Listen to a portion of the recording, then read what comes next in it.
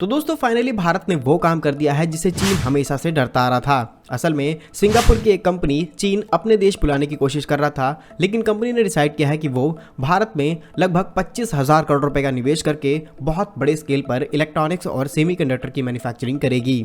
और यकीन मानिए दोस्तों, इस खबर के आते ही चीन के पसीने छूट चुके हैं। वहीं दूसरी ओर देखा जाए तो भारत के अंदर हर साल बिलियंस ऑफ डॉलर्स खर्च किए जाते हैं इलेक्ट्रॉनिक्स पर। भारत चाहकर भी इस इंपोर्ट को नहीं रोक सकता और इसमें चीन, वियतनाम, कोरिया जैसे देश शामिल हैं। लेकिन भारत का मेजॉरिटी जो इंपोर्ट है इलेक्ट्रॉनिक्स का वो चाइना से हो रहा है। लेकिन चाइना को ये बात नहीं पता कि काफी समय पहले से ही इंडियन गवर्नमेंट ने प्लानिंग तैयार कर ली थी कि भारत से चाइनीज इलेक्ट्रॉनिक्स को बायकॉट करना है, जिसको लेकर के पिछले साल दिसंबर में केंद्रीय मंत्री की तरफ से भारत के अंदर सेमीकंडक्टर और डिस्प्ले मैन्युफैक्चरिंग के लिए लगभग 76,000 करोड़ रुपए की प्रोत्साहन दिया गया था। और उसके बाद भारत में कई जापानीज, ताइवान, कोरियन कंपनियों ने निवेश करना शुरू कर दिया। बड़ी खबर निकल के आ रही है सिंगापुर की कंपनी IGSS वेंचर की तरफ से, जहां पर कंपनी तमिलनाडु के अंदर अपनी नई मैन्युफैक्चरिंग यूनिट की स्थापना करने जा रही है। और तमिलनाडु गवर्नमेंट ने 3 आवेदकों को सिलेक्ट किया है, जिसमें से ये पहली कंपनी है। वहीं तमिलनाडु राज्य सरकार ने शुक्रवार को कहा कि हाईटेक सेमीकंडक्टर पार्क स्थापित करने के लिए IGSS के साथ ये वेंचर साइन किया गया है।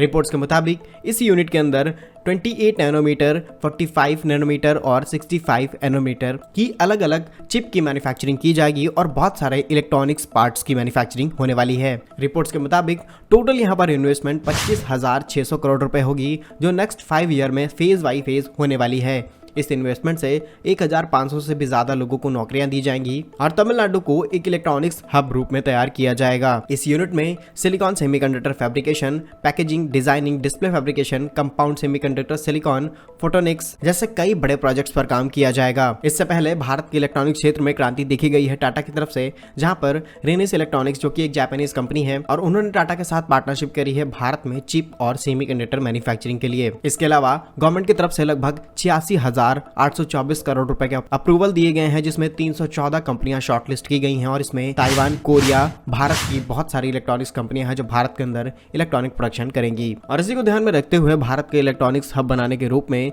अब सिंगापुर की कंपनी IGSS भी भारत में निवेश करने जा रही है। पहले ये कंपनी चाइना जाने वाली थी, लेकिन फाइनली ये भारत आ रही है। इसके बारे में आपका क्या कहना है कमेंट बॉक्स में जरूर बताइएगा। भारत के ऐसे ही यूजफुल एंड इन्फॉर्मेटिव वीडियोस पाने के लिए आप हमारे YouTube चैनल को सब्सक्राइब जरूर कर लीजिए। मिलेंगे हम आपको एक नई और इंटरेस्टिंग वीडियो में, तब तक के लिए वंदे मातरम, भारत माता की जय।